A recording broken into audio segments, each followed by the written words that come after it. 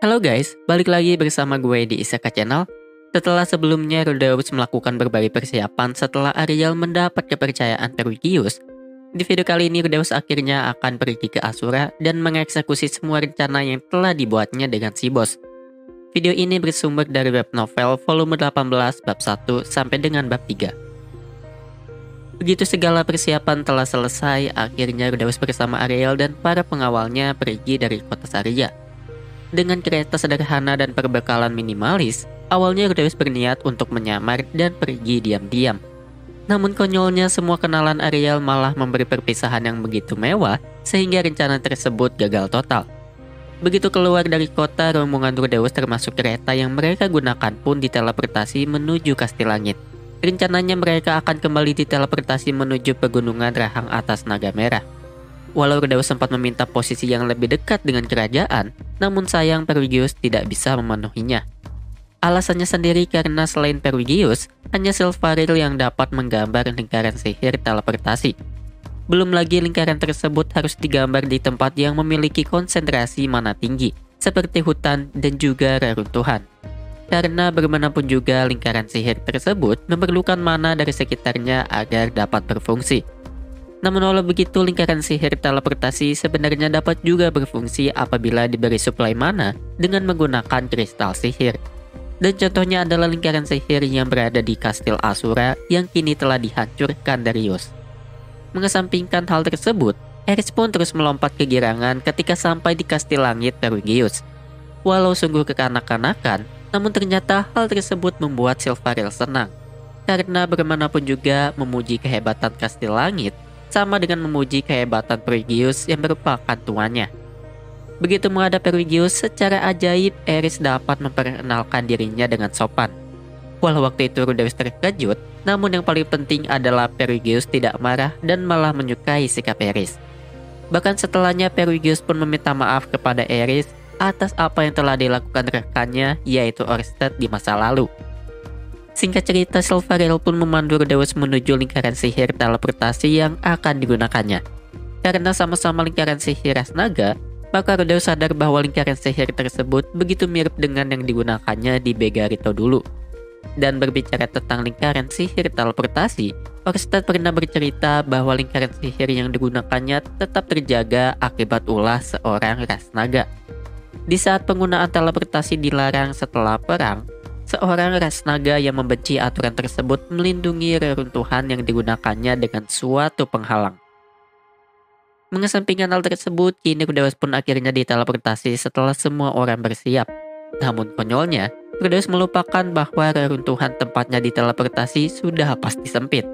Sehingga kedua pelayan Ariel yang bernama Elmore dan Clini harus membongkar kereta agar dapat dibawa keluar. Dan begitu selesai, dengan cepat mereka berdua kembali memasangnya seakan sudah terbiasa. Kini posisi Rudeus berada di sebuah hutan lebat di dekat jalur Rahang Atas Naga Merah. Dan begitu hari mulai gelap, Rudeus dan yang lain pun mulai mendirikan tenda karena tidak bisa melanjutkan perjalanan. Karena tidak mendapat tugas apapun, maka akhirnya Rudeus hanya bisa termenung sambil melirik ke arah Luke. Walau sudah berkali-kali dibicarakan, namun Rudeus masih terbebani dengan fakta bahwa Luke merupakan bidak Hitogami. Di satu sisi Luke merupakan pengawal Ariel yang setia, namun di sisi lain Luke jugalah yang bisa mengancamnya. Apabila dibiarkan hidup, maka terdapat kemungkinan bahwa Luke akan kembali mengkhianati atau bahkan membunuh Ariel. Mengesampingkan hal tersebut, Rudeus kembali teringat dengan perkataan Orsted yang menyebutkan bahwa terdapat kemungkinan dunia akan hancur di saat Hitogami terbunuh. Walau waktu itu Orsted terkesan tidak berperasaan, namun Rudeus pun menyadari bahwa dirinya tidak jauh berbeda dengan Orsted. Berbeda dengan pahlawan yang ingin menyelamatkan masa depan dunia, Rudeus membantu Orsted semata-mata hanya untuk melindungi keluarganya. Andai nantinya dunia memang akan hancur, Rudeus tidak memperdulikannya, berhubung dirinya sudah pasti telah tiada. Yang terpenting adalah melindungi keluarganya di saat ini dan menyerahkan segala urusan di masa depan kepada para generasi selanjutnya. Rudeus terpikir demikian karena bagaimanapun juga dirinya akan menua dan meninggalkan dunia sekali lagi. Beberapa waktu berlalu, Rudeus yang mendapat giliran patrol pun sempat menjerit ketika melihat Orsted yang sedang duduk di dalam kegelapan hutan. Karena Orsted menggunakan lingkaran sihir yang sama, maka tidak aneh bila selama ini Orsted selalu berada di dekat Rudeus. Karena bagaimanapun juga, Orsted akan terus mengikuti Rudeus walau terkadang harus bergerak terpisah. Begitu Rudeus memberikan laporan, selanjutnya Orsted pun memaparkan prediksinya mengenai misi kali ini. Pertama, Rudeus harus mewaspadai pembunuh di hutan janggut naga merah yang seringkali digunakan untuk membunuh berbagai orang penting. Walau hutan tersebut berbatasan dengan wilayah Asura, namun kondisi yang tertutup membuatnya menjadi tempat yang sempurna untuk Darius menyimpan pasukannya. Karena bagaimanapun juga apabila Darius melakukan hal tersebut di dalam kerajaan, maka hal tersebut akan menjadi berita besar dan mencoreng nama baiknya. Namun untuk berjaga-jaga, setidaknya Rudeus harus mendapatkan rute alternatif sembari mencari Triss di guild pengintai. Selanjutnya Rudeus pun harus bersiaga terhadap kaki tangan Auber yang biasa mengambil pekerjaan kotor. Dengan posisi Rudeus yang akan memasuki hutan, Auber dan anak buahnya bisa muncul kapan saja dari balik pohon. Karena walau Aerys mengetahui teknik Auber, ironisnya Auber sendiri merupakan mantan guru Aerys dulu. Kemudian Orsted pun menyatakan kekhawatiran terhadap Rudeus yang terlihat begitu optimis. Karena Auber merupakan Kaisar Utara, maka berarti Auber merupakan orang terkuat kedua setelah Dewa Utara. Dan untuk berjaga-jaga, Orsted pun memberi Rudeus sebuah lingkaran sihir penyembuhan tingkat raja. Karena bagaimanapun juga, Rudeus hanya bisa menggunakan sihir penyembuhan tingkat lanjut. Dan sebagai informasi, perlu diketahui bahwa hampir semua sihir bisa dibuat dalam lingkaran sihir, kecuali sihir khusus seperti sihir lolongan Rasewan dan sihir gravitasi Raja Naga. Mengesampingkan Rudeus, Orsted menjelaskan bahwa nampaknya Luke tidak akan melakukan apapun apabila Ariel telah menjadi raja. Alasannya sendiri karena besar kemungkinan di masa depan nanti Luke akan terbebas dari pengaruh Hitogami. Hal tersebut terjadi karena biasanya Hitogami akan mengendalikan bidaknya hanya sampai prediksinya terjadi. Dengan kata lain, Hitogami akan melepas dan mengganti bidaknya apabila rencananya gagal. Keesokan harinya, rombongan Rudeus dan Ariel pun kembali melanjutkan perjalanannya melewati rahang atas naga merah. Di saat melihat sekelompok petualang yang mengawal konvoi pedagang, Rudeus menjadi teringat dengan saat-saat di mana dirinya baru saja ditinggal Aerys. Dan karena saat ini semua telah berubah, maka Rudeus pun mulai meremas dada Sylvie sembari bernostalgia. Beberapa waktu setelah memasuki hutan janggut naga merah, tiba-tiba rombongan pun berhenti di depan suatu batu nisan. Waktu itu Ariel yang membawa sebuah karangan bunga ternyata sedang berziarah, dan ketika hari mulai gelap, rombongan Rudeus kembali mendirikan tenda sembari membahas formasi pertempuran mereka. Pertama, Aerys dan Ghislaine akan menjadi penyerang utama, Sylvie akan memberi dukungan, dan Rudeus akan mengawasi pertempuran dengan mata iblisnya. Kemudian Elmore dan Luke akan melindungi Ariel, sementara Cleane akan menggunakan alat sihir yang bisa mengubah penampilannya hingga menjadi mirip Ariel. Singkat cerita, keesokan harinya Rudeus mendapati sebuah tanda di pohon yang berarti terdapat serangan di depan. Dan benar saja, tidak jauh dari tanda tersebut terdapat puluhan prajurit berarmor yang kini menghalangi jalur Rudeus. Begitu para prajurit tersebut mengeluarkan pedangnya, Aerys dan Ghislaine pun langsung menerjang sementara Sylvie membantu dari belakang. Walau berhasil memukul mundur pasukan tersebut, namun tidak lama kemudian muncul seorang pria yang maju dari belakang pasukan. Dengan tingginya yang hanya 1 meter, nampaknya pria tersebut berasal dari ras Hobbit. Dengan armor yang begitu menyilaukan dan perawakannya yang pendek, pria tersebut terlihat seperti sebuah bola disko berjalan. Dan tidak lama kemudian, si bola disko pun memperkenalkan dirinya sebagai Wita, sang cahaya dan kegelapan. Wita sendiri merupakan seorang Raja Utara yang menjadi bagian dari 3 pedang Dewa Utara. Lantas setelahnya Ghislaine pun mengajukan duel kepada si bola disko yang waktu itu mengeluarkan pedang yang begitu bersinar seperti sebuah cermin. Sementara duel tersebut dimulai, Aerys pun kembali membantai para prajurit sementara Rudeus tetap diam mengawasi. Walau terkesan mengabaikan, namun Rudeus tidak bisa membantu mengingat pesan Orsted sebelumnya. Orsted sempat meminta Rudeus untuk tidak pernah menggunakan sihir hingga akhirnya Auber keluar dari tempat persembunyiannya. Namun yang menjadi masalah adalah kini Ghislaine semakin tersudutkan oleh si bola disko.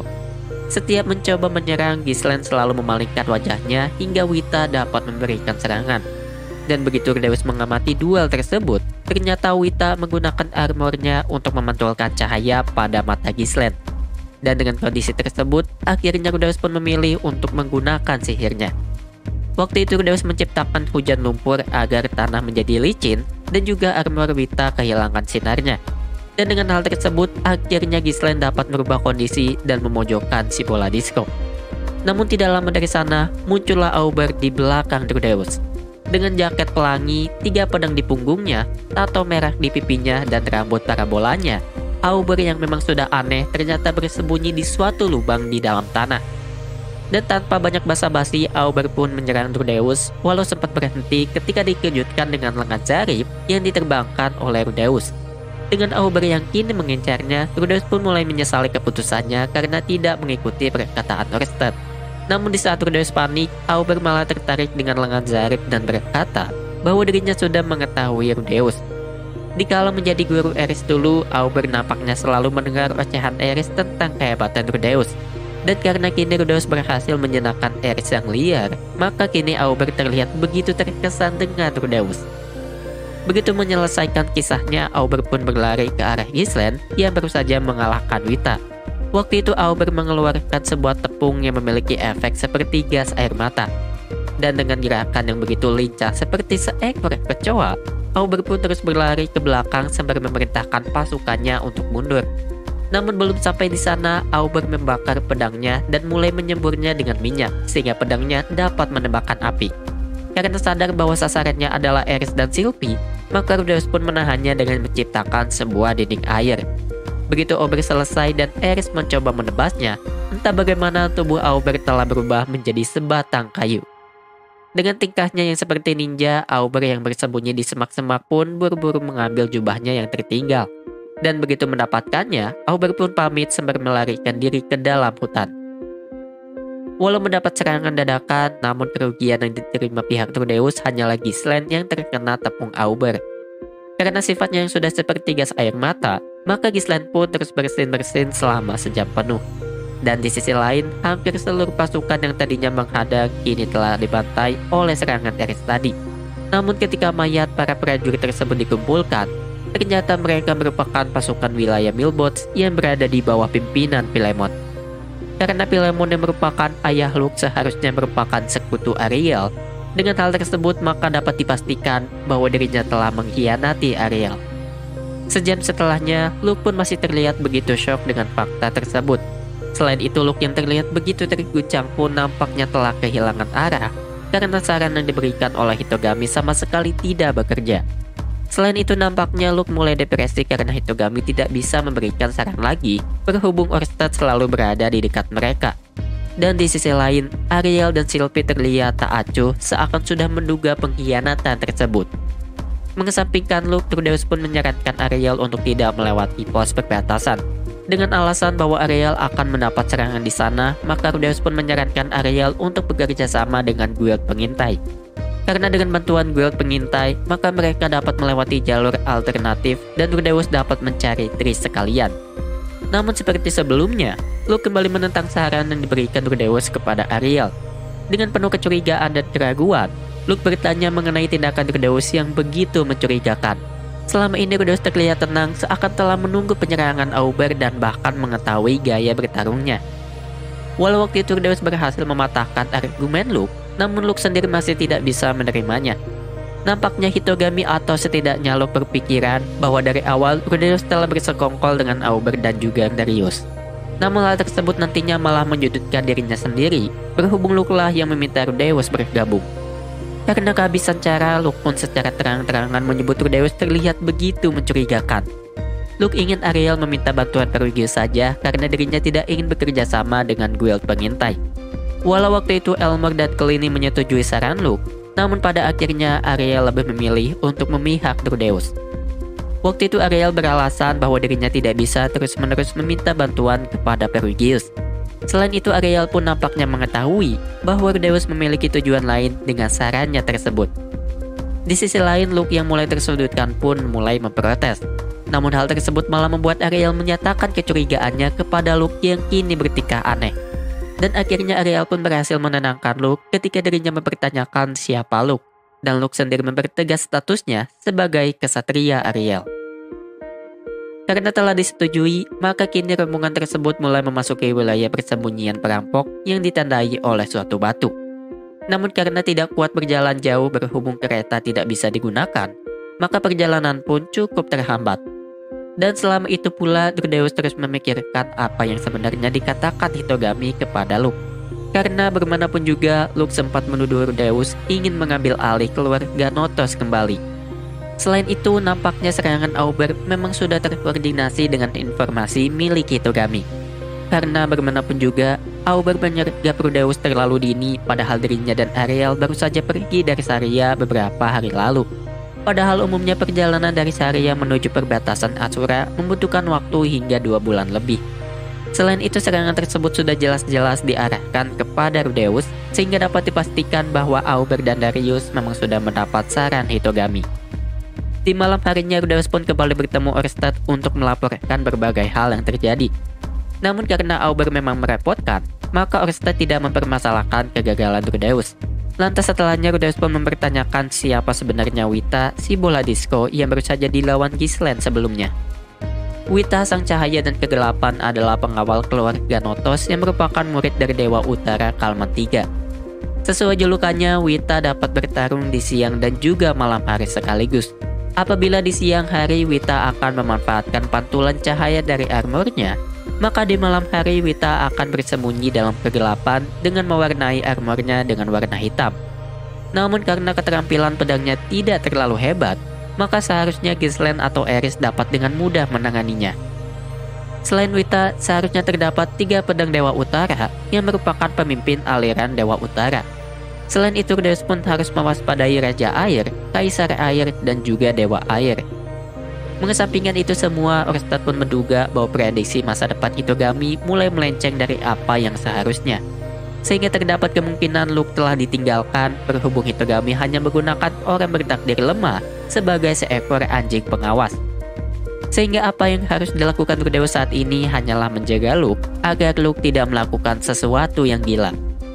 Dan sebelum menyelesaikan diskusi, Rudeus sempat berkata bahwa dirinya ingin mencoba membujuk Luke untuk tidak mendengar saran Hitogami. Dan Orsted mengiyakan saja walau dirinya sendiri yakin bahwa hal tersebut akan sia-sia saja. Namun begitu kembali ke perkemahan, Ariel pun mendatangi Rudeus untuk mengajaknya jalan-jalan sebentar. Namun hal tersebut akan menjadi cerita lain di video selanjutnya. Terima kasih bagi para pendengar dan juga penonton dimanapun kalian berada. Sampai jumpa di video selanjutnya, di mana Ariel mengajak Rudeus kencan berdua di malam hari. Bye!